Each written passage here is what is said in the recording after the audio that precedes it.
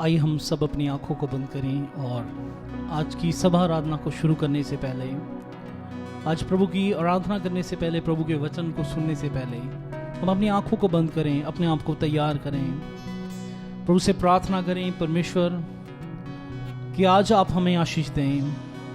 जब हम सब मिलकर के हम प्रभु आपकी आराधना करते हैं, आपके वचन को हम सुनते हैं परमेश्वर, आप हम सबको प्रभु अपनी ताकत दें।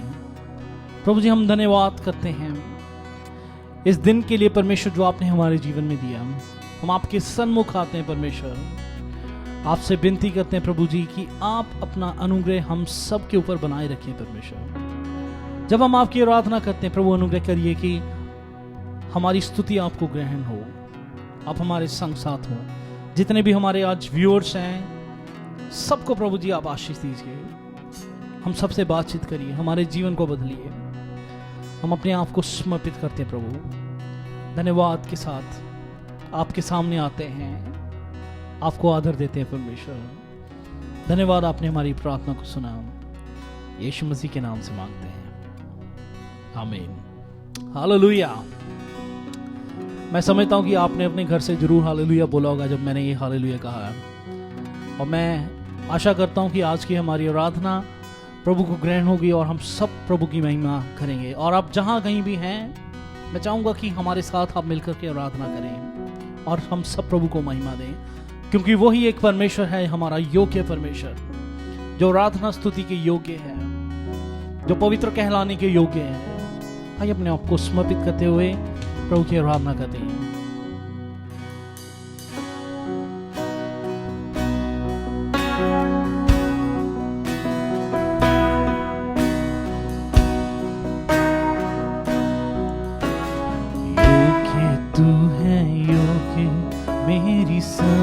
से परे अंदाजा नहीं मुझे तेरी करुणा कैसी है।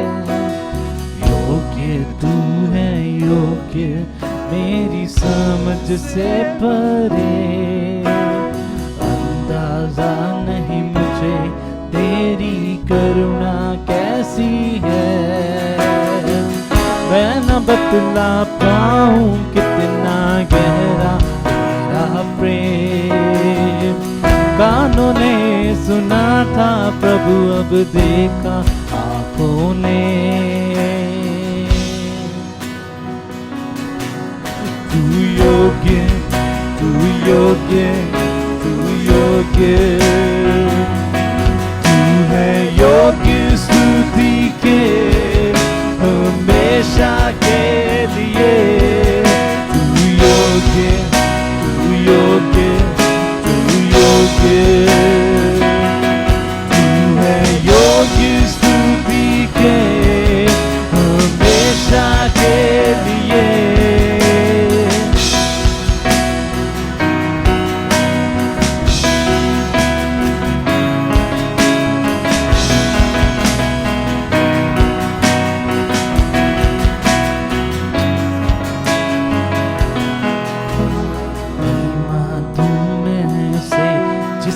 छुड़ाया मुझको तूने खोड़ा और छुड़ाया मेरी शर्म से मुझको।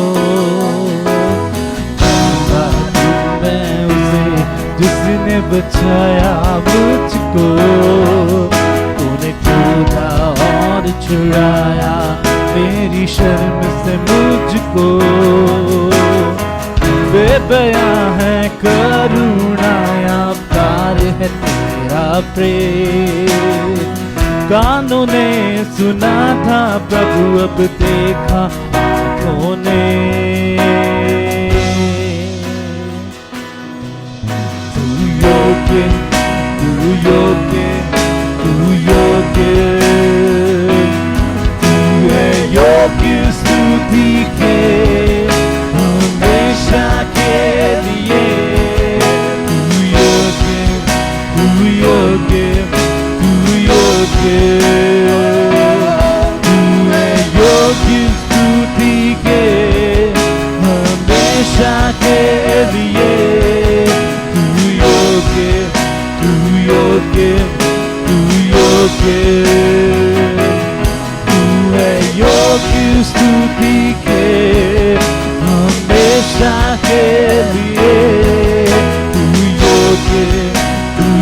योग्य, तू योग्य, तू है योग्य स्तुति के हमेशा के लिए। करूं प्रशंसा तेरे नाम की, करूं प्रशंसा गाऊं स्तुति की, करे प्रशंसा तेरे नाम की,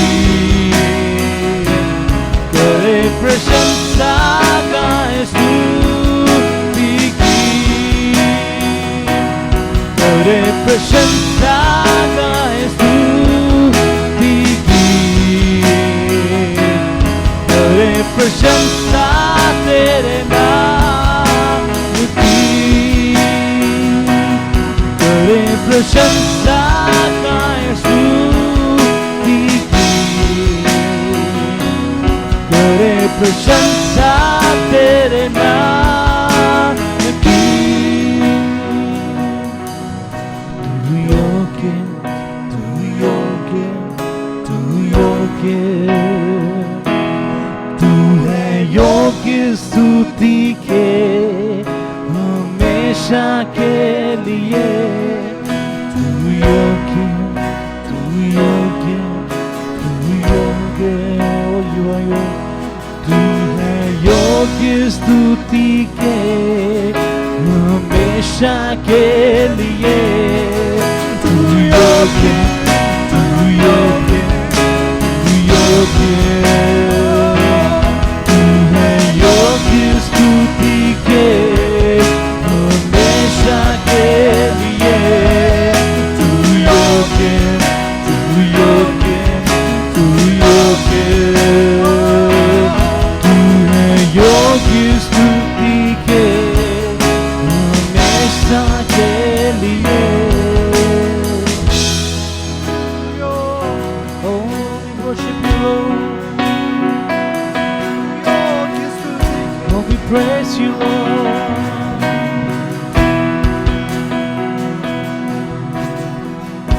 तू योग्य है प्रभु। प्रभु को कहें, प्रभु आप योग्य हैं।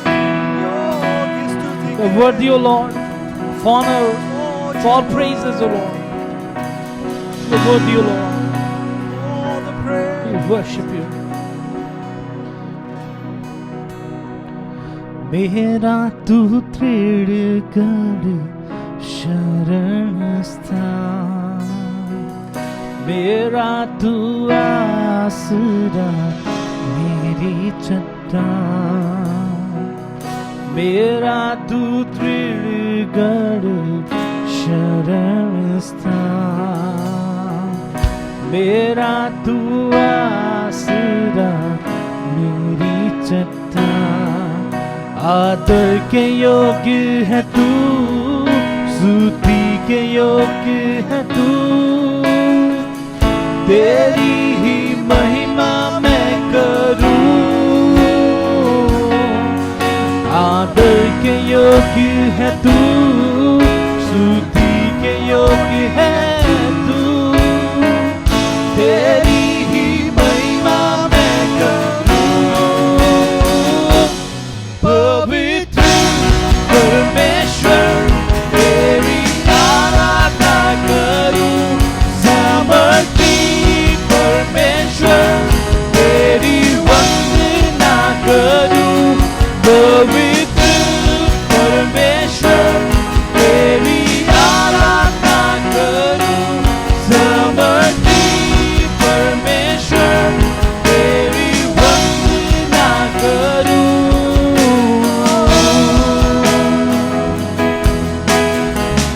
सृष्टिकर्ता यीशु मेरे, युगों के प्रभु यीशु मेरे, सृष्टिकर्ता यीशु मेरे, युगों के प्रभु यीशु मेरे। ऊंचा है तेरा नाम, स्तुति पद राजमान, करने वाला, राजाओं का राजा, आता हूँ तेरे चरणों में। पवित्र परमेश्वर तेरी आराधना करूं, सामर्थी परमेश्वर तेरी वंदना करूं। पवित्र परमेश्वर तेरी आराधना करूं, सामर्थी परमेश्वर तेरी वंदना करूं।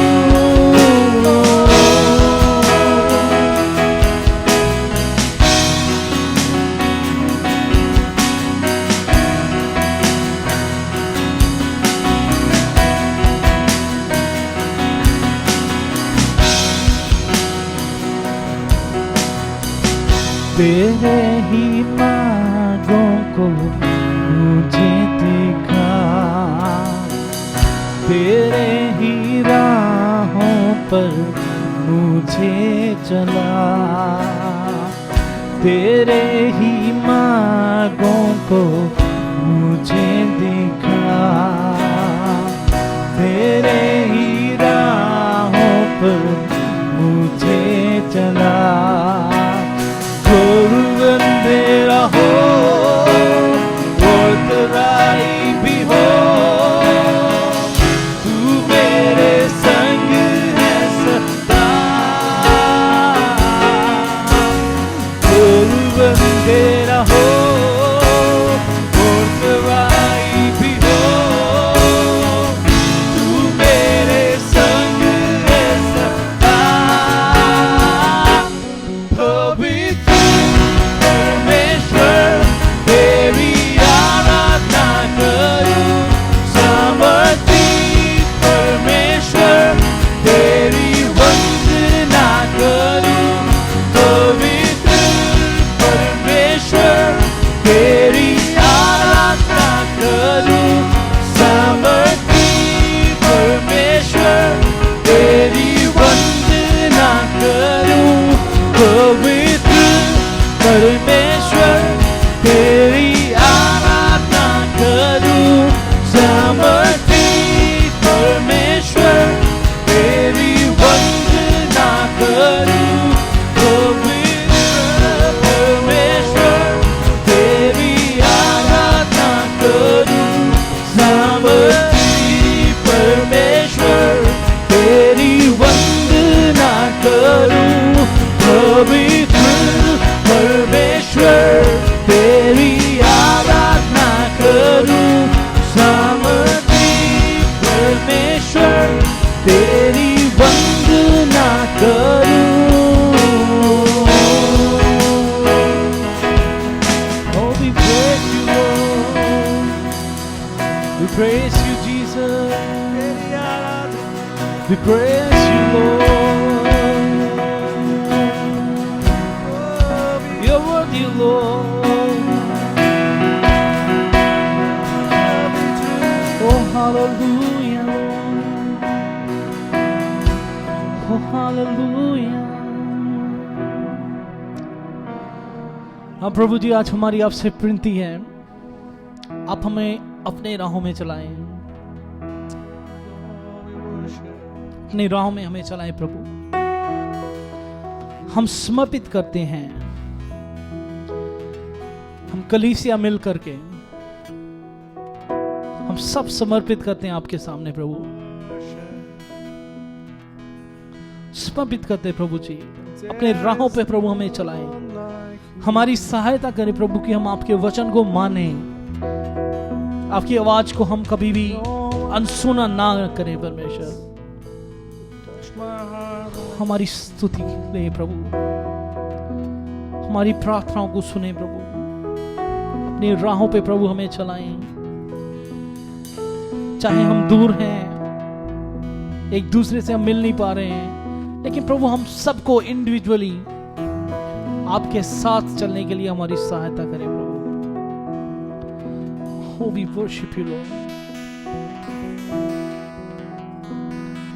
अपने हाथों को उठाएं प्रभु के सामने, प्रभु की स्तुति करें। जहां कहीं भी आप हैं, अपनी आंखें बंद करें, स्तुति दें, परमेश्वर को समर्पित करें। यीशु मसीह हो महिमा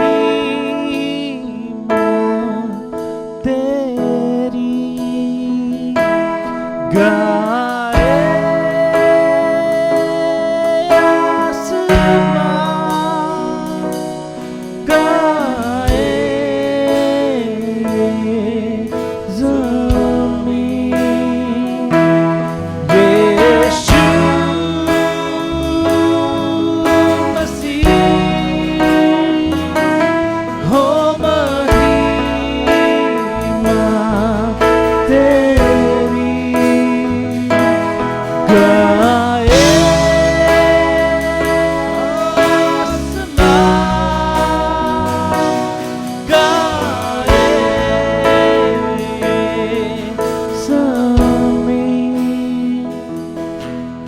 तुम सा कोई नहीं,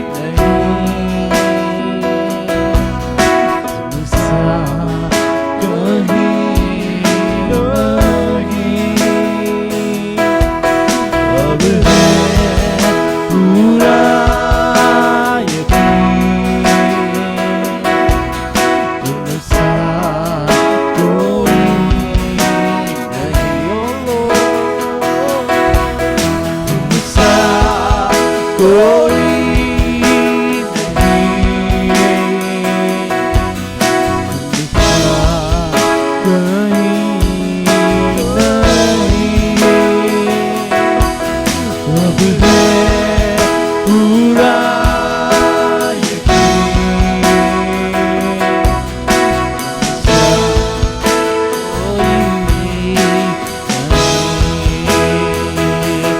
यीशु मसीह हो महिमा तेरी गाए आसमां, गाए ज़मीन। यीशु मसीह हो महिमा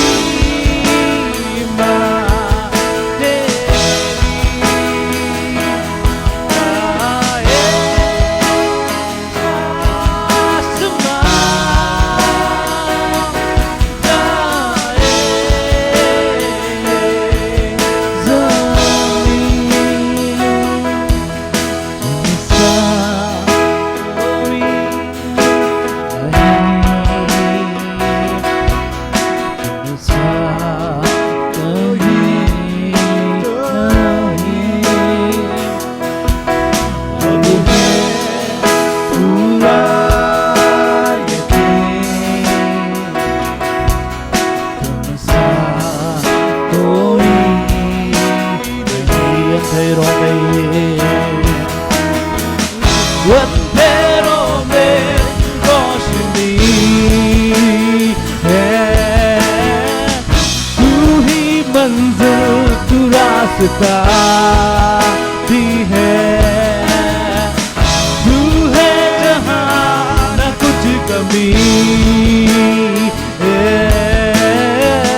तेरा ही नाम जिंदगी भी है। अंधेरों में तू रोशनी है, तू ही मंजिल, तू रास्ता भी है। तू है जहाँ न कुछ कमी है, तेरा ही नाम जिंदगी।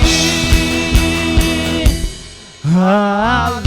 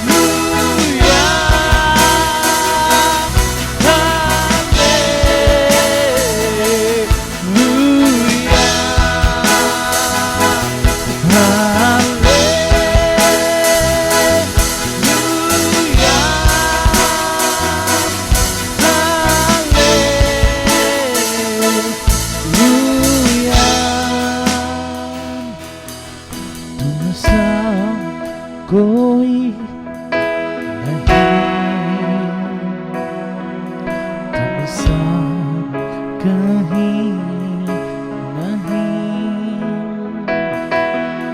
अब है पूरा यकीन। We worship you Lord, तुम सा कोई नहीं, तुम सा कोई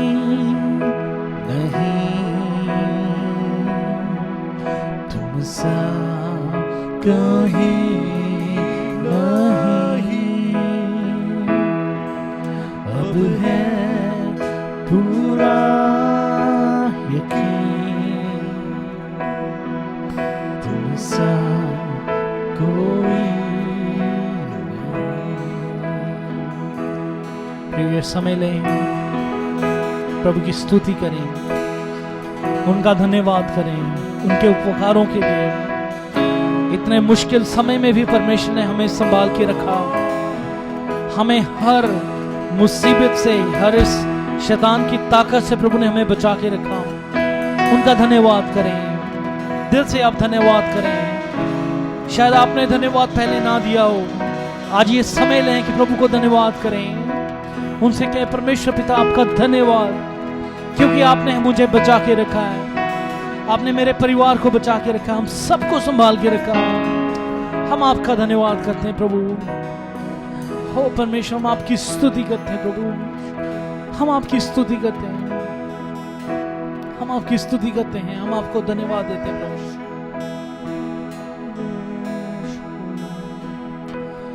योग्यता से बढ़ के दिया है अपनी दया से तूने मुझे, योग्यता से बढ़ के दिया है अपनी दया से तूने मुझे, मांगने से ज्यादा मिला मुझे, आभारी हूँ प्रभु मैं। मांगने से ज्यादा मिला मुझे, आभारी हूँ प्रभु मैं। धन्यवाद के साथ स्तुति गाऊंगा,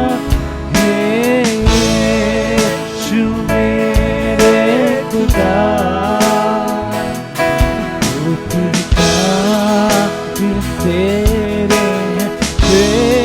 बेशुमार कोटि कोटि स्तुति धन्यवाद। धन्यवाद के साथ स्तुति गाऊंगा, यीशु मेरे खुदा,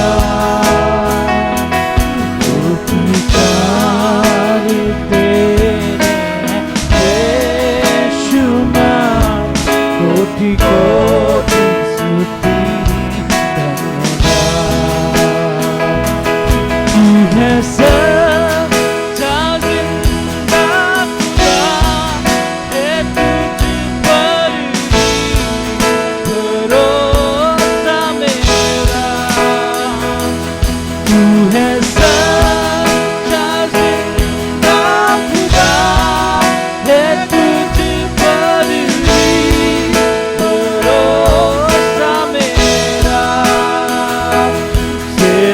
पूरी करके पाऊं इनाम प्रभु ऐसा दो वरदान।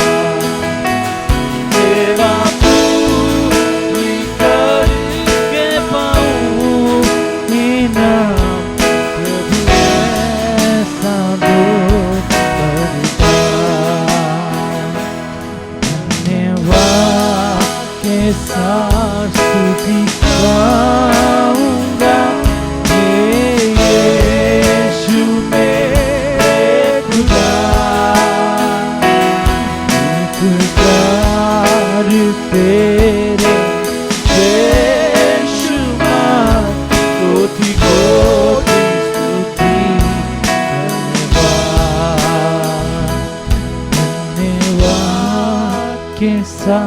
स्तुति गाऊंगा, हे यीशु मेरे खुदा। उपकार तेरे हैं बेशुमार, कोटि कोटि स्तुति धन्यवाद। हाँ प्रभु यीशु, हम आपका धन्यवाद करते हैं, हम आपको महिमा देते हैं, पूरे दिल से प्रभु हम धन्यवाद करते हैं। आज आपने हमारी सहायता करी प्रभु कि हम सब भवन में आ पाए, हम ऐसे कुछ लोग आ पाए और आपकी हम आराधना आपके भवन में से कर पाए। प्रभु जी मेरी विनती है, प्रभु जी आपका वचन कहता है जो कुछ आप मांगोगे आपको दिया जाएगा। प्रभु आज हमारी विनती है आपके सामने, परमेश्वर पिता हम आपसे प्रार्थना करते हैं प्रभु जी कि आप प्रभु जी हमारी सहायता करें प्रभु जी, कि हम सब कलीसिया के लोग मिल करके आपके भवन में आएं और हम आपको महिमा दें, हम आपको आराधना दें। जिस प्रकार हमने ये धन्यवाद स्तुति प्रभु जी हम सब ने दिए, प्रभु जी अनुग्रह करिए कि हम सब मिल करके यहाँ पे आएं और आपकी महिमा करें। और हम खास करके हमारे संसार के लिए प्रार्थना करते हैं प्रभु जी कि प्रभु जी आप इस महामारी को, कोरोना वायरस को हमारे पूरे संसार से ख़त्म करें, हमारे भारत देश से, पंजाब प्रदेश से प्रभु जी आप इसे दूर करें। हमारी आपसे प्रार्थना है उन तमाम लोगों के लिए जो इस बीमारी से जूझ भी रहे हैं, प्रभु जी आप उन्हें चंगा करें। और मेरी आपसे इस घड़ी प्रार्थना है परमेश्वर पिता प्रभु जी सबकी ज़रूरतों को आप पूरा करें। और ख़ास करके प्रार्थना है प्रभु जी हमारी कलीसिया में कोई लोग हैं जो बीमारी से जूझ रहे हैं, आर्थिक हालत से जूझ रहे हैं, परमेश्वर आप उनकी सहायता करें प्रभु जी, और अनुग्रह करिए कि प्रभु जी आपके लोग आपकी महिमा करें कि आपने किस तरह से आपके लोगों को संभाल के रखा। हम इस घड़ी प्रभु जी धन्यवाद करते हैं, हम विश्वास करते हैं आपने हमारी प्रार्थना को ग्रहण किया है। और हम आपसे प्रार्थना करते हैं प्रभु जी जब आगे के समय हम कुछ देर आपके वचन में से सुनते हैं, आप हमसे बातचीत करिए, अपने दास को प्रभु जी इस्तेमाल करिए, अपनी आत्मा के द्वारा प्रभु जी हम सबके साथ बातचीत करें। हम इस सारी ऑनलाइन सभा को आपके हाथों में दे देते हैं। हम धन्यवाद करते हैं आपने हमारी प्रार्थना को सुना है। धन्यवाद हम अपने आप को समर्पित करते हुए इस प्रार्थना को प्रभु यीशु मसीह के नाम से मांगते हैं, आमीन आमीन।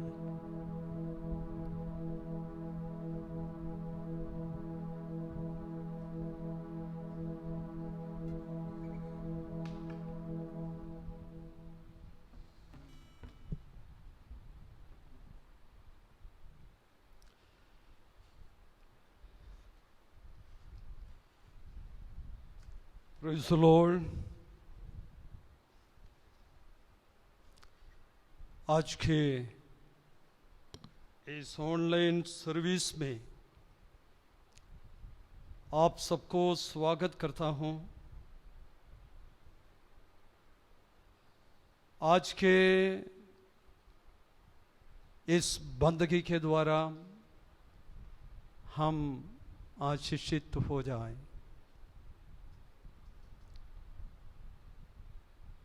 आत्मिक तौर पर खुदावंद के कलाम हमें बढ़ाता है, बंदगी हमें बढ़ाता है, हमारी ज़िंदगी में जीवन लेके आता है, खुशी और शांति आनंद लेके आता है। आराधना आत्मिक जीवन के बढ़ोतरी के लिए अनिवार्य है। खाना पानी के बगैर मनुष्य जी नहीं सकता, इसी तरह खुदावंद के कलाम और आराधना के बगैर लोग आत्मिक तौर पर नहीं बढ़ पाते हैं। खुदा ने ऐसे सुविधा हमें दिया और चर्च में एक साथ मिलकर बंदगी कर नहीं पा रहे तो भी इसी तरह ऑनलाइन के द्वारा आप लोगों के साथ आत्मा में बातचीत करने का अवसर खुदा ने दी, उसी के लिए भी प्रभु का धन्यवाद देते हैं। मैं आशा करता हूं जहां पर भी आप हैं वहां पर खुदावंद के कलाम के साथ आप रहें। जहां पर भी आप हैं, खुदावंद प्रभु यीशु मसीह के उपस्थिति को आप महसूस करें। आशा करता हूं जल्दी से जल्दी खुदावंद के हैकल में रूबरू हम इबादत करने के लिए एक अवसर खुदावंद हमें बना कर दे। सभी को पता है लॉकडाउन का समय है ये, और काफी पाबंदी हमें है, बार बार हाथ धोना पड़ता है। मैं सोचता हूं बार बार हमारे दिलों को भी धोना बहुत ही जरूरी है। जैसे हम हाथ में हाथ शुद्ध रखता है, इसी तरह हाथ के कामों को भी शुद्ध रखना बहुत जरूरी है। हमारे दिलों को शुद्ध रखना बहुत जरूरी है। आजकल जो भी जाते हैं मुंह ढक के जाते हैं, यह भी बहुत अच्छी बात है। हर बातें मुंह से ना निकाले, जो उचित बात निकाले। जब भी लोग कुछ बात करें सोच समझकर बात करें। 6 फुट दूरी में लोगों को बैठना पड़ता है, यह भी अच्छा बात है। थोड़ा दूरी रखना है, खुदा से नहीं, बंदों से, गलत कामों से, गलत आदतों से, बुराई से, बुरे विचारों से, बुरे चाल चलन से थोड़ा दूरी रखना बहुत ही अच्छा है, ताकि हमारे आत्मिक जीवन के लिए वो अच्छा है। जो भी बातें ये लॉकडाउन में हम करते, हाथ धोता, दूरी रखता, मुंह ढाकता, ये सब प्रतिदिन हमारे आत्मिक जीवन में इन बातों को लेकर आए तो हम एक शुद्ध विवेक रख सकता है। तो आज थोड़े समय प्रभु के वचन के अध्ययन के लिए हम यिर्मयाह नबी के किताब 37 अध्याय, कई दफा उस कलाम को मैंने आपके सामने रख चुका हूं, उस कलाम को काफी बार पढ़ चुका हूं, उस कलाम के बारे में कई दफा मैंने प्रचार भी दे रखा है। अच्छी तरह मैं जानता हूं, यह नहीं मैं पहली बार यिर्मयाह नबी की किताब 37 अध्याय पढ़ रहा हूं, ऐसे नहीं। ये जो लास्ट फुल वीक मैं अपने अध्ययन में यिर्मयाह नबी की किताब 37 अध्याय को पढ़ रहा था। आजकल के सिचुएशन के साथ साथ मैंने उस अध्याय को पढ़ने लगा। लेकिन यिर्मयाह नबी के किताब 37 अध्याय को ठीक से समझना है तो 36 अध्याय अच्छी तरह पढ़ना पड़ेगा। 37 अध्याय पढ़कर छोड़ सकता है, लेकिन समझना है तो 36 अध्यायों में से हमें गुजरना पड़ता है। बाइबल कई दफा हम पढ़ते हैं लेकिन समझकर नहीं पढ़ता। कई दफा बाइबल पढ़ते हैं लेकिन बाइबल को मानता नहीं है। कई दफा बाइबल पढ़ते हैं, बाइबल के अनुसार चलने के लिए कोशिश नहीं करता। आराधना स्वर्ग में जैसे स्वीकार प्रभु करते हैं, इसी तरह हमें भी परमेश्वर स्वीकार करना है स्वर्ग में। आराधना एक साइड में, हम दूसरे साइड में, ऐसे जीवन नहीं बिताना। ये दोनों टुगेदर लेके जाना, आराधना और हम। आराधना सचमुच में खुदावंद कबूल करता है, स्वर्ग में वो स्वीकार्य योग्य है। लेकिन इसी तरह आराधकों को, जो आराधना करता है, उनको भी खुदा कबूल करना है स्वर्ग में। नहीं तो केवल हमारा आराधना उधर पहुंचेगा, हम उधर नहीं पहुंच पाएगा, हम यहां रह जाएगा। वो तो बड़ा शर्मिंदा की बात है यदि 40 साल, 60 साल, 70 साल, 80 साल हम जीवन बिताया। सबसे शर्मिंदा की बात है यदि यीशु मसीह के आगमन में हम यहां पर रह जाए। और आज आपसे ये मेरे लिए भी मैं कहता हूं, आराधना और हमारे जीवन जिंदगी ये दोनों टुगेदर जाना, केवल आराधना को स्वर्ग में पहुंचाए, हम हमारे जीवन को स्वर्ग में ना पहुंचाए, ऐसा ना सोचना, ऐसा नहीं चलना। सबसे बड़ा आराधना से ज्यादा हम स्वर्ग में जाना, हमारे जीवन को स्वर्ग में पहुंचाना और हमारी जिंदगी को खुदा कबूल करना, उसी प्रकार का एक जीवन बिताने के लिए बहुत कोशिश करना आवश्यक है। तो 37 अध्याय में बहुत निराशा के साथ जीवन बिताने वाले इस्राएलियों को हम देखते हैं। निराशा के साथ जीवन बिता रहे, एक दो नहीं, पूरा एक कौम, इस्राएल कौम।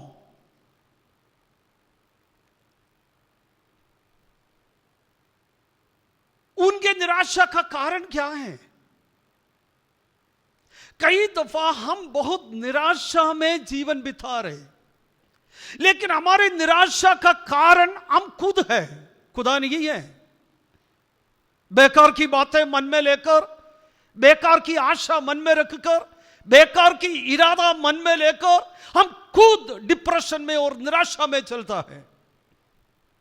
इस्राएल के जीवन में ऐसा निराशा में जीवन बिताने के लिए परमेश्वर ने इस्राएल को नहीं बुलाया, लेकिन इस्राएलियों के कामों के कारण, स्वभाव के कारण, आदत के कारण वो निराशा में अपने जीवन को लेके जाना पड़ रहा है। वो अपने आप को क्या बता रहे? 37 अध्याय के 11 आयत को जरा पढ़ लीजिए। और वो लोग क्या कहते हैं? फिर उसने मुझसे कहा, हे मनुष्य के संतान, ये हड्डियां इज़राइल के सारे घराने की उपमा है। वे कहते हैं हमारी हड्डियां सूख गई। पहली बात वो कहते हैं our bones are dried up, हमारे हड्डियां सूख गई। बेशक हमारे शरीर मांस जो है रोज फूलते रहता है, लेकिन हड्डियों के बारे में हमें पता नहीं होता, वो सूख रहा है। लेकिन यहां पर एक स्पिरिचुअली दे आर स्पीकिंग, वो अपने आप को देख रहा है। अच्छा है, उनके कमजोरी को, उनका कमी को वो देख रहा है। कई दफा कई लोग अपने कमी को नहीं देखता, अपने कमजोरी को नहीं देखता, चलते रहते, हड्डी सूख जाए, मोटे हो जाए, शरीर सूख जाए, कुछ भी हो जाए, लेकिन अपने आप को परखता नहीं, ना जानता है, ना देखता है। लेकिन अच्छा कर रहे इस्राएली लोग अपने आप को देख रहा है, परख रहा है, जांच रहा है, व्हाट इज माई सिचुएशन, मेरी अवस्था क्या है। लोगों से प्रचार सुनाना, लोगों के लिए प्रचार करना बहुत आसान है, लेकिन अपने लिए प्रचार करना बहुत मुश्किल है। तो ये इस्राएली लोग अपने आप को कहने लगा हमारे हड्डियां सूख गया। सेकंड थिंग, वो क्या कहते हैं, हड्डी सूखने के कारण क्या हुआ उसके साथ साथ, और हमारी आशा जाती रही। हमारी उम्मीद जाती रहे। Our hope is gone, no hope, आशा है ही नहीं, खत्म हो गया। ये लॉकडाउन 4 महीना हो गया अभी। कई लोग अपने कमरों में बैठे बैठे कहते हमारा हड्डियां सूख गया, हमारा नौकरी सूख गया, हमारा परिवार सूख गया, हमारा धन दौलत सूख गया, आशा अब है ही नहीं। और तीसरे वो क्या कहता है, हम पूरी रीति से कट चुके हैं। हम पूरी रीति से वी आर कट ऑफ, अब पूरी रीति से क्या हो गया, खत्म हो गया। Cut off from job, cut off from families, cut off from different areas, और कट ऑफ फ्रॉम, मैं कहता हूं ये जो ऐसे कट ऑफ किस प्रकार उनके जीवन में आ गया है। वो कहता है कट ऑफ हो गया, जा नहीं सकता, आ नहीं सकता, मिल नहीं सकता, छू नहीं सकता, सुन नहीं सकता, सुना नहीं सकता, बोल नहीं सकता, चल नहीं सकता, हर जगह हर एरिया से कट ऑफ हो गया हम। सच बात है, रियलाइज कर रहे हैं अपने लाइफ को। ये लॉकडाउन अपने जिंदगी को रियलाइज करने के लिए इस्तेमाल किया जाए। कहां से अब कट ऑफ रियली हुआ या खुदा से अब कट ऑफ हो गया? पिछले कई सालों से बिसी प्रार्थना से कट ऑफ हो गया, बाइबल पढ़ने से कट ऑफ हो गया, चर्च में जाने से कट ऑफ हो गया, वचन पढ़ने से आप कट ऑफ हो गया, प्रभु को देने से आप कट ऑफ हो गया। कई जगह से आप अपने आप को कट कर दी। अभी आप खुद बोल रहे हैं मैं कट ऑफ हो गया, लेकिन अभी भी महसूस नहीं कर रहे मैं खुदा से कितना कट ऑफ मेरे जीवन में हो गया। अभी भी आपके अंदर महसूस नहीं हो रहे। और इनके जीवन में और कहने लगा 33 अध्याय के 10 आयत रीजन, ये तीनों बात के रीजन क्या है? 33 वर्सेस 10 जरा पढ़े। फिर हे मनुष्य के संतान, हे मनुष्य के संतान, इज़राइल के घराने से ये कह, इस्राएल के घराने से ये कह, तुम लोग कहते हो हमारे अपराधों और पापों का भार हमारे ऊपर लदा हुआ है। आप देखें यहां पर पाप का भार उनके ऊपर लदा हुआ है, उग रखा है, बढ़ रखा है। जैसे एक पेड़ में डाली बढ़ते बढ़ते जा रहे, मोटे होते जा रहे, इसी तरह उनके जिंदगी में पाप बढ़ते बढ़ते प्रतिदिन बढ़ते जा रहे, कम नहीं होते जा रहे, पाप बढ़ते जा रहे। यदि पाप बढ़ गया, एक डाली एक पेड़ में बढ़ गया क्या तो फैल जाता है, फैल जाता है। तो कई दफा हमारे पाप जीवन में बढ़कर जिंदगी में फैल गया। आप किसी के हाथ में, आप देखें अब यह बीमारी फैल गया। शुरू कहां था? चीन में, चाइना में। एक व्यक्ति, एक सिटी, यह बीमारी कितने जल्दी ऑल ओवर वर्ल्ड फैल गया। ताली बजा के देखा बंद नहीं हुआ, बर्तन को ठठना के देखा बंद नहीं हुआ, 40 दिन उपवास करके देखा बंद नहीं हुआ, सारे दुनिया के संत लोग मिलकर ऑनलाइन में प्रार्थना किया लेकिन बंद नहीं हुआ। क्या भारत में, क्या इंडिया में या दुनिया में संतों के कमी के कारण क्या ये वायरस बंद नहीं हो रहे? यदि ताली बजाने के समय यह बीमारी बंद हो गया होगा तो लोग क्रेडिट लेगा, देखो हमारा ताली में कितना मजबूत है और कितना शक्ति है। यदि बर्तन बजाने के समय यह वायरस से बीमारी बंद हो गया होता तो लोग अपना क्रेडिट महिमा लेंगे, देखो बर्तन के ऊपर मारने से कितना ताकत है। 40 दिन उपवास रखने से यदि ये वायरस बंद हो गया है तो खुदा को मिलने वाला महिमा नहीं मिलता। वो लोग अपने ऊपर, देखो मेरे उपवास ने सारे दुनिया के बीमारी को खत्म की। यदि ऑनलाइन में ऑल वर्ल्ड के पवित्र लोग मिलकर ऑनलाइन प्रार्थना, 24 घंटे के प्रार्थना, लेकिन खुदावंद अपना महिमा किसी को भी देना नहीं चाहता। कोई भी महिमा ना ले, यह बीमारी केवल खुदा ही ठीक कर सकता, परमेश्वर से अलावा हमें छुड़ाने वाला कोई नहीं है। ये हर मुंह अंगीकार करे, हर दिल अंगीकार करे, हर व्यक्ति अंगीकार करे, केवल छुड़ाने वाला जीवित परमेश्वर है। उससे अलावा हमें छुटकारा ताली बजाने से नहीं मिलता, उपवास करने से नहीं मिलता और किसी भी बातों से नहीं मिलता। ये अंगीकार करने का समय है, यह लॉकडाउन का समय है। लेकिन अभी भी कई लोग अंगीकार नहीं करते। अपने सामर्थ्य पर, अपने पार्टी पर, अपने बुद्धि पर, अपने जाति पर, अपने पढ़ाई पर, अपने बल के ऊपर अभी भी लोग खड़े हैं। आप वहीं से बाहर आए, क्योंकि यह बात हमारे लिए है। आपको मालूम है यदि पेट्रोल टैंक में, गाड़ी के पेट्रोल टैंक में गलती से डीजल भरा गया तो क्या करना पड़ता है शुद्ध करने के लिए? गलती से, चलो जानबूझ के हो, अनजानी में हो, उभर गया, तो उनको क्या करना पड़ता है? उनको शुद्ध करना पड़ता है, उनको निकालना पड़ता है, सारे निकालकर। आप देश में क्या हो गया? ये लैंड में, अब जरा मेरे साथ निकाल कर पढ़े, लैंड में, लैंड पोल्यूटेड हो गया। अब पढ़िए 36 अध्याय के 20 आयत को पढ़े, 36 अध्याय के 20 आयत।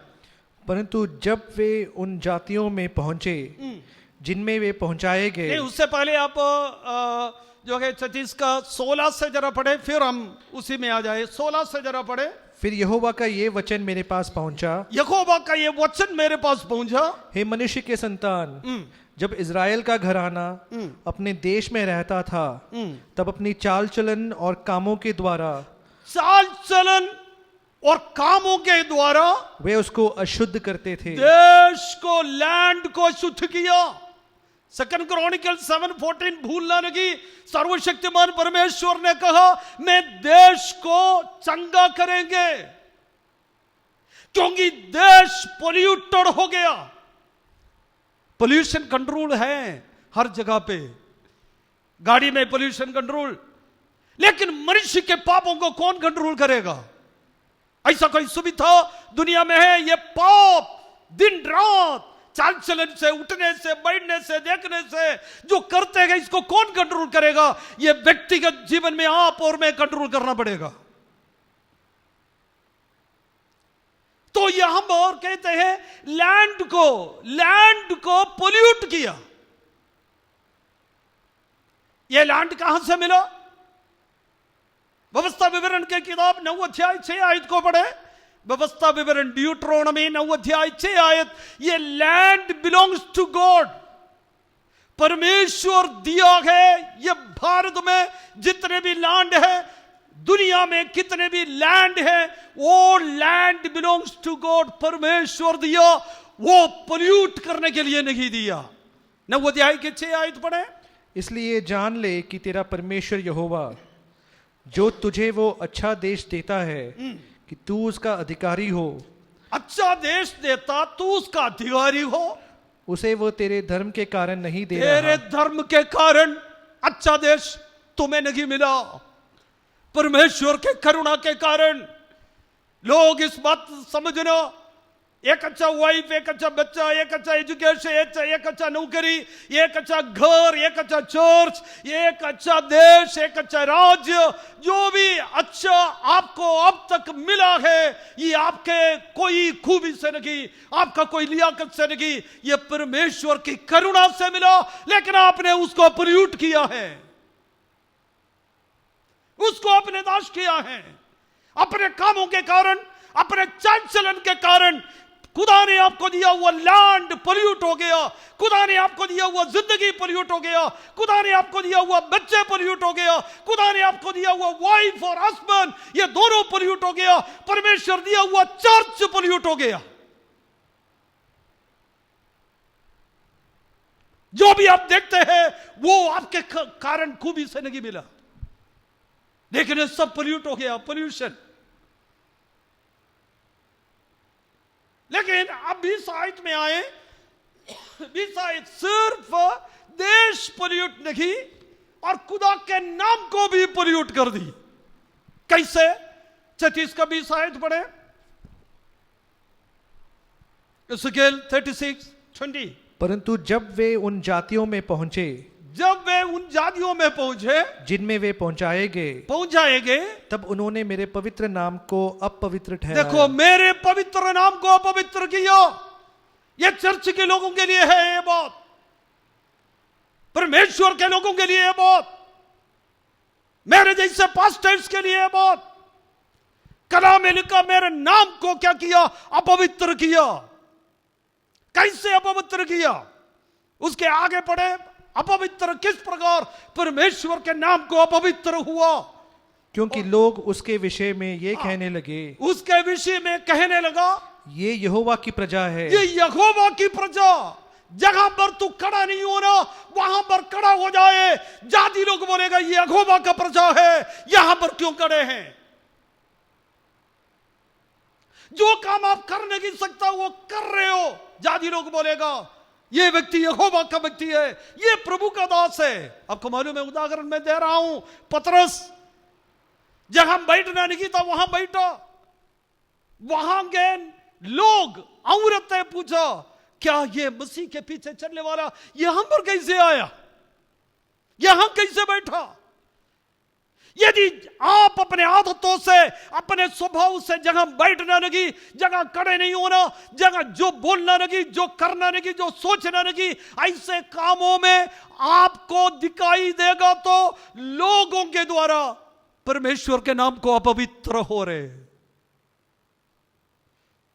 खुदा के नाम को अपवित्र।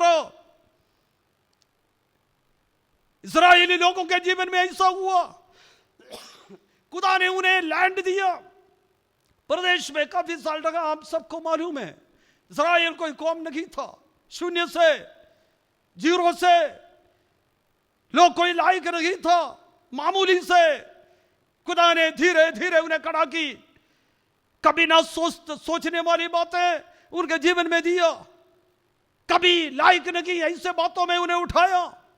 प्रभु ने काफी आशीष दी, बरकत दी। पहले लैंड को पोल्यूट किया, दूसरा परमेश्वर के नाम को पोल्यूट की, अपमान की। एक विश्वासी उद्धार पाया हुआ, बपतिस्मा लिया हुआ, या प्रभु का सेवा करने वाले कोई अपवित्र जगह में, अपवित्र बातों में, अपवित्र सोचों में, कामों में यदि जीवन बिताए, जादी लोगों को यह पता लगे, बोलेंगे क्या ये तो वो चर्च में जाने वाला, ये तो वो सेवा करने वाला सेवक, ये तो उस पास्टर का बीवी, ये तो वो जो है उसके पति पास्टर। उससे क्या होता है? परमेश्वर के नाम अपवित्र हो रहे। उद्धार पाए हुए लोगों से, चर्च में आने वाले लोगों से परमेश्वर के नाम अपवित्र हो रहे। और उसके बाद जब हम देखते हैं आगे, वो लोग क्या कहते हैं, वापस 33 के 10 आयत में आए, पापों का भार हमारे ऊपर लदा हुआ है। और दूसरे बात 33 का 10 आयत, और हम उसके कारण गलते जाते हैं। हाँ, यहां पर कहते हैं हम उसके कारण गलते, पाप के कारण गलते जा रहे, मेल्टो रखा गए। पाप के कारण आत्मिक जीवन मेल्ट हो रहा है, पाप के कारण आत्मिक बढ़ोतरी मेल्ट हो रहा है, ये मालूम नहीं पड़ता। हम उसके कारण, पाप के कारण कितना बढ़ना था।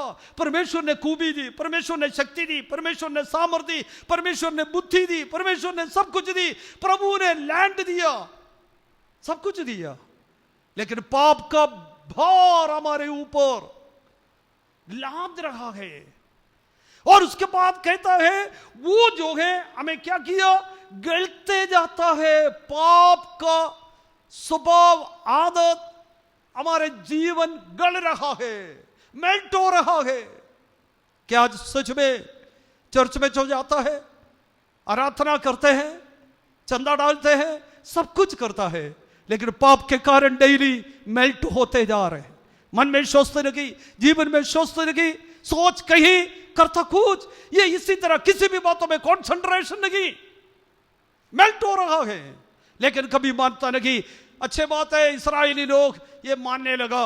और तीसरे बात क्या कहता है, ये दोनों बातों के कारण तीसरे उसने बहुत अजीब सा एक बात बता रहे।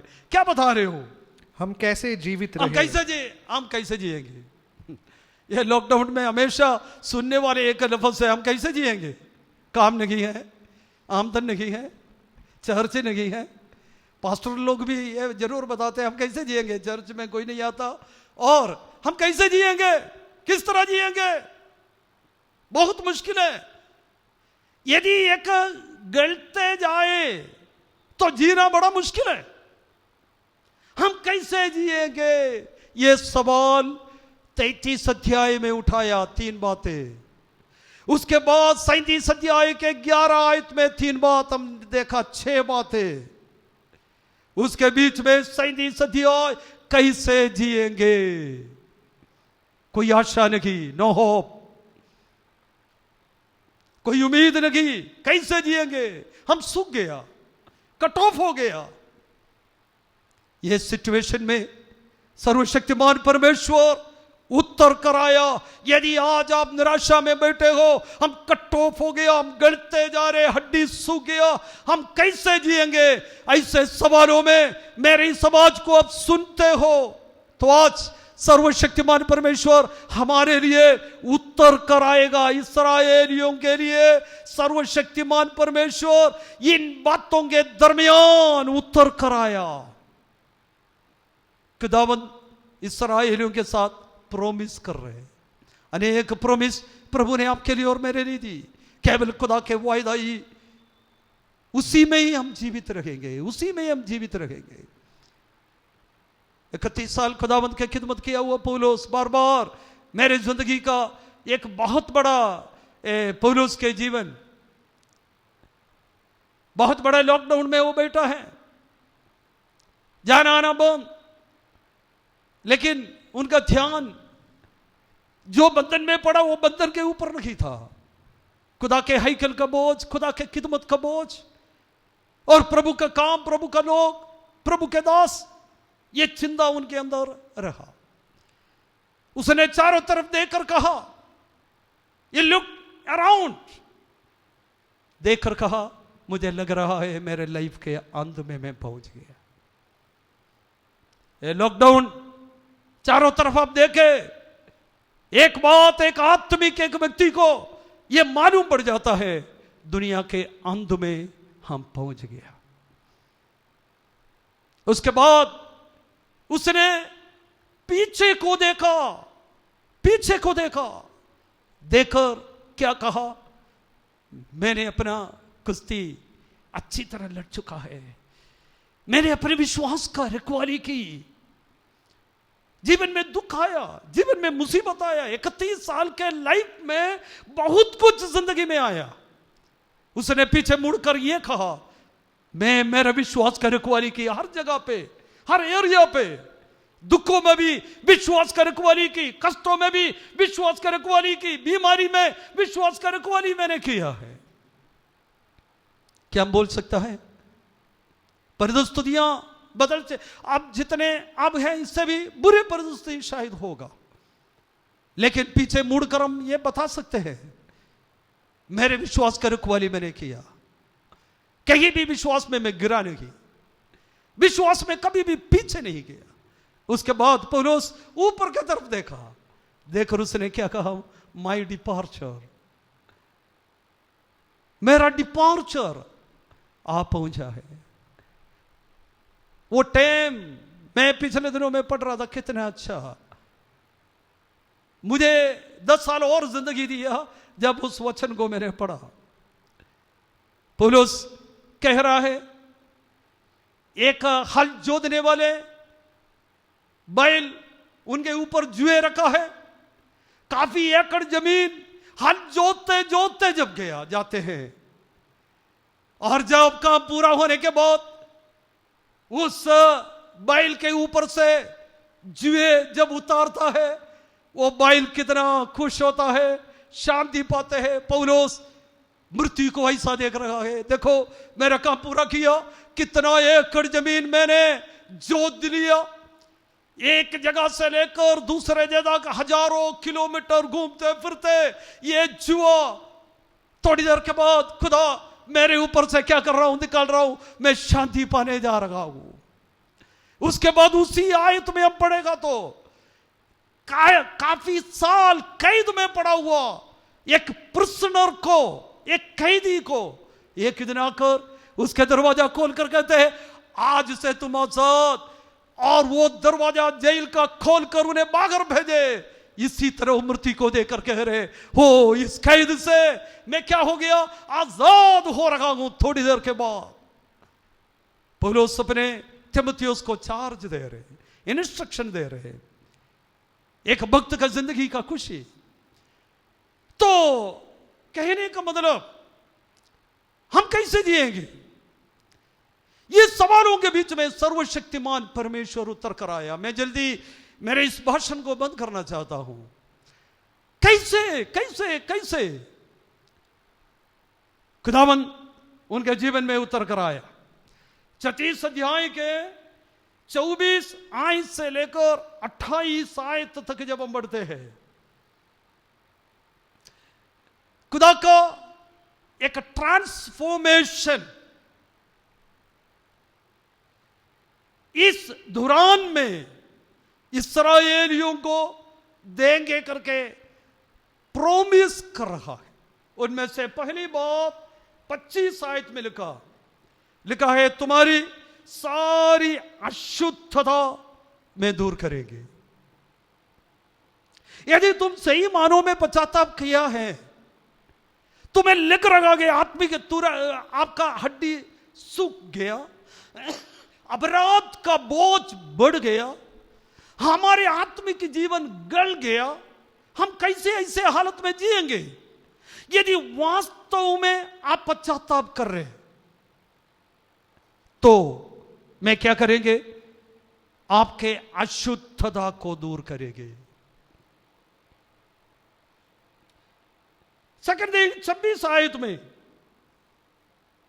मैं तुमको नया मन दूंगा, एक नया मन मैं तुम्हें दूंगा। क्योंकि ये जो पुराना मन है, पुराना मन वो आपसे क्या करता है? बहुत गलत गलत काम करवाते हैं। 40 साल इस्राएली लोगों के मरु यात्रा का मन, मिस्र में रखा हुआ मन, उनका मन में कोई बदलावट नहीं आया। सच में मन में बदलावट नहीं आया। 40 साल सर्वशक्तिमान परमेश्वर के पीछे पीछे चलते रहो, लेकिन मन में बदलावट नहीं आया। काफी सालों से चर्च में जाता, काफी सालों से आराधना करता, लेकिन मन में कोई बदलावट नहीं आ रहे। कुलुस्सियों में पौलुस कहता है, तुम्हारे मन में यीशु मसीह जब तक पैदा नहीं होता, मैं तुम्हारे लिए पेनफुल, मैं बहुत दर्द महसूस करता हूं तुम्हारे अंदर। ये कलीसिया को कहता है, तुम्हारे अंदर यीशु मसीह का जन्म नहीं हुआ। मसीह के फॉलोवर से आप मसीह का गुणगान गाते हैं, लेकिन अंदर यीशु मसीह का जन्म नहीं हुआ, तब तक मैं दर्द लेकर फिर रहा हूं। बहुत सारे मसीहों के अंदर यीशु मसीह का जन्म नहीं हुआ। बहुत सारे, क्या बोलूं, मैं भी पास्टर हूं, पास्टर्स के अंदर यीशु मसीह का जन्म नहीं हुआ। वो प्रभु का गुणगान गाते हैं, यीशु मसीह अंदर जन्म नहीं लिया। अब गलत नहीं सोचना, क्योंकि क्या मसीह हमारे अंदर नहीं है तो हम कैसे यहां तक पहुंचा, कैसे प्रचार कर रहे, कैसे गा रहे, कैसे हम उद्धार पाया? सच बात है, उद्धार पाया। ये जो इस्राएली लोग है, यहोवा परमेश्वर के पीछे पीछे गया, लेकिन उनके मन में कोई अंदर नहीं आया, मन में कोई रूपांतरण नहीं आया, उनके सोच में कोई विचार नहीं आया। मैं उदाहरण देता हूं, अब समय नहीं। यात्रा के बीच में वो लोगों ने एक ग्रुप बनाया, चलो इधर खाना नहीं मिल रहे, यहां पर दुख के ऊपर दुख है, चलो मिस्र में वापस जाए, मिस्र में वापस जाए। इट मीन्स उनके अंदर कोई रूपांतरण नहीं आया। बार बार वो कहता था मिस्र में वापस जाए। आपका मन ऐसे कहते हो बार बार, खिदमत क्यों करता है, खिदमत से मैं बाहर चले जाऊं। रूपांतरण जीवन में नहीं आई, खिदमत में एक समर्पण नहीं आए। बार बार कहते हो मसीहत में मैं क्यों आया, ऐसा जीवन क्यों? आपके अंदर वास्तव में यीशु मसीह का जन्म नहीं हुआ, आपके अंदर वास्तव में एक ट्रांसफॉर्मेशन नहीं हुआ, आपके अंदर वास्तव में एक डेडिकेशन नहीं हुआ। यहां पर इस्राएलियों को प्रभु कहता है, मैं आपको एक नया मन देंगे। ये पुराना मन, काफी सालों से, काफी समयों से आप वो पुराना मन लेके आ रहे, कुड़कुड़ाने वाला मन, निंदा करने वाला मन, अपमान करने वाला मन, और पराये देवी देवताओं के पीछे भागने वाला मन, बार बार मिस्र के तरफ भागने का मन, वो मन में क्या करेंगे? दूर करेंगे, वो दूर करेंगे। एक नया मन में आपको देंगे, नया मन, न्यू, एक नया मन आपको देंगे। आज मेरे इस आवाज को सुनने वालों, ये लॉकडाउन के समय में एक नया मन आप प्राप्त करो।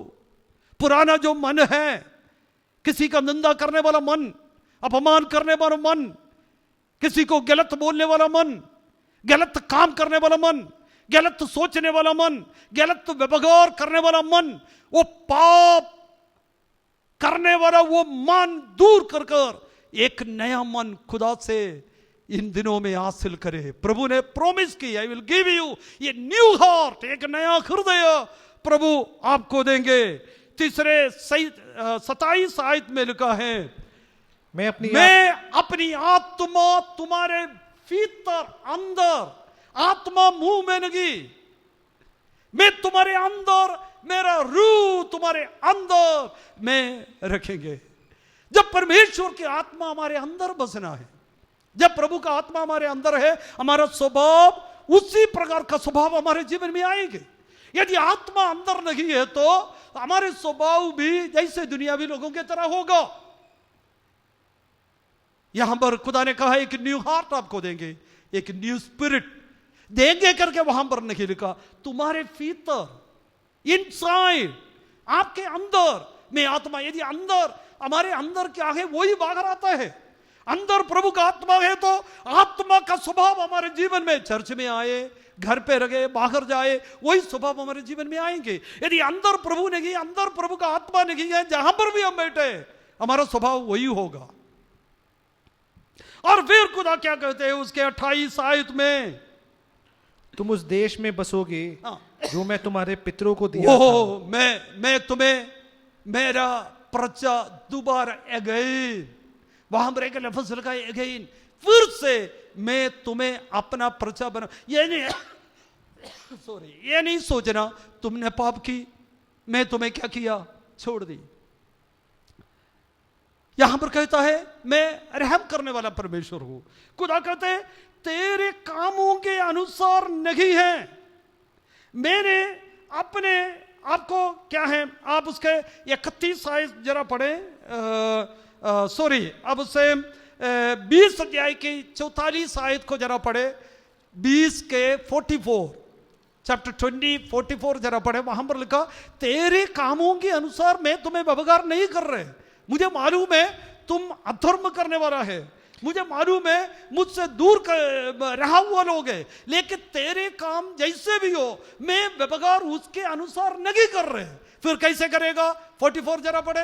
हे इज़राइल के घराने, ये इस्राएल के घराने, जब मैं तुम्हारे साथ तुम्हारे बुरे चाल चलन, मैं तुम्हारे बुरे चाल चलन और बिगड़े हुए कामों के अनुसार नहीं, हाँ, मैं तुम्हारे कामों के अनुसार वर्तव नहीं करेगा। यदि हमारे कामों के अनुसार परमेश्वर हमारे साथ वर्तव किया होता तो आज मैं इस पुलपिट के सामने खड़ा नहीं हो सकता था। यदि परमेश्वर हमारे कामों के अनुसार लेखा लिया, हमारे कामों के अनुसार हमारे साथ वर्तव किया होता तो इतना ब्लेसिंग मैं अनुभव नहीं कर सकता था, मैं प्रभु का प्रचार कर नहीं सकता था। अब से पहले मैं दुनिया छोड़ना था, लेकिन मेरे कामों के अनुसार नहीं, मेरे बुरे स्वभाव के अनुसार नहीं, परमेश्वर के अपार करुणा के अनुसार उसने मेरे साथ वर्तव किया। लॉकडाउन के 4 महीना पूरा परमेश्वर अपने करुणा के अनुसार मेरे साथ वर्तव की, इसलिए मैं जीवित हूं। परमेश्वर इस्राएलियों को कहते हैं, इस्राएली तुम्हारे कामों के अनुसार नहीं है, तुम तो बहुत बुरे पाप की, गलती की, लेकिन मैं अपनी करुणा के अनुसार तुम्हारे साथ वर्तव करेंगे। तुम्हें दोबारा मैं अपना जन बनाऊंगा। आगे आगे जल्दी जाए, 28 में लिखा है मैं फिर से, और फिर कहता है 29 आयत में लिखा है आपका देश तुम्हें मैं क्या करेंगे, बढ़ाऊंगा।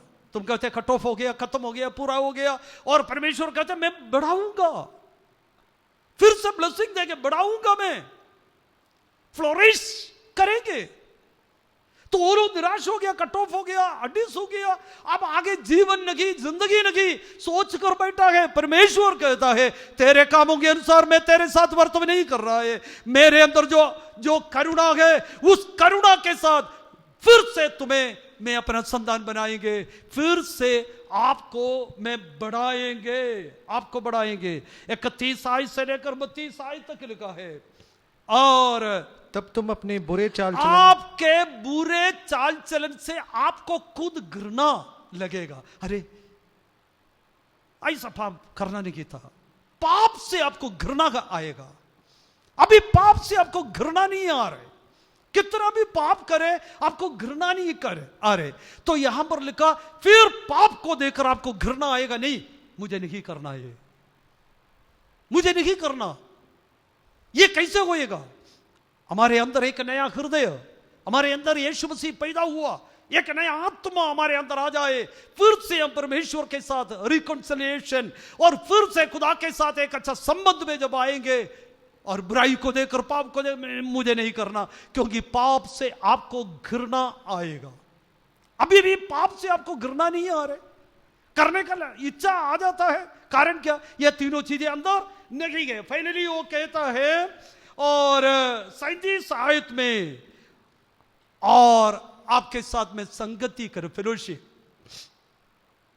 फेलोशिप करेंगे, बहुत जरूरी है। खुदा के साथ का फेलोशिप, जहां कहीं 2 या 3 मेरे नाम इकट्ठे हो वहां पर मैं मौजूद। प्रभु के साथ, खुदा के साथ का फेलोशिप।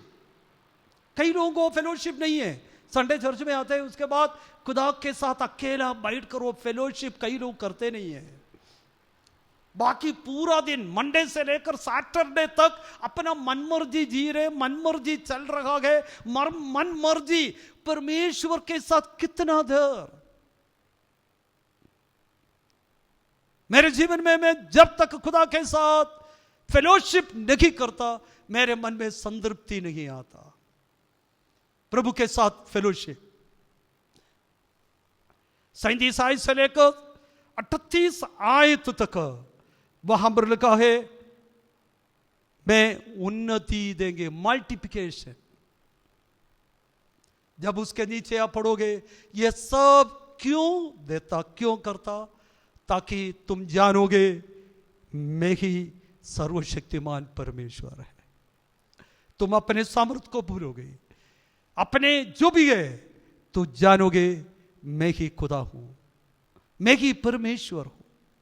आइए हम अपनी आंखों को बंद करें, शांत होकर हम जाने यहोवा ही खुदा है, यीशु मसीह ही बचाने वाला है। हमारे को भी कुछ भी नहीं। जिस लैंड में आप है, प्रभु ने आपको दिया हुआ लैंड है। जिस अनुग्रह में आप है, परमेश्वर आपको दिया हुआ अनुग्रह है, उसको पोल्यूट ना करे, बर्बाद ना करे।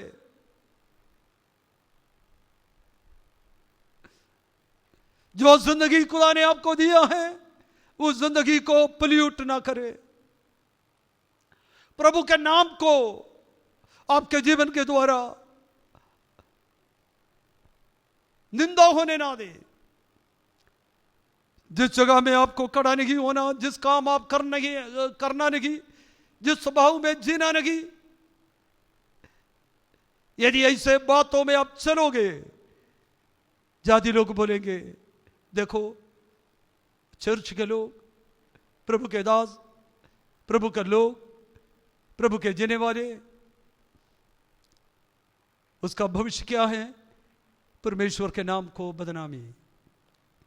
प्यारे शीशो, हम अपने आप को देखें, अपने आप को पश्चाताप करें। अभी तक खुदा ने हमारे कामों के अनुसार वर्तव नहीं की, प्रभु ने अपने करुणा के अनुसार हमारे साथ वर्तव किया।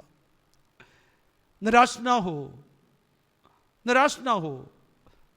जिंदगी खत्म हो गया ये ना सोचो, सब कुछ कट ऑफ हो गया ये ना सोचो, हड्डी सूख गया ये ना सोचो। प्रभु के पास आपके लिए और मेरे लिए और भी प्लान है, बहुत बड़ा प्लान है। परमेश्वर को हमारे बारे में बहुत बड़ा प्लान है। यिर्मयाह नबी की किताब 29 अध्याय 11 आयत पढ़ना, उसमें लिखा है परमेश्वर को आपके प्रति बहुत बड़ा प्लान है।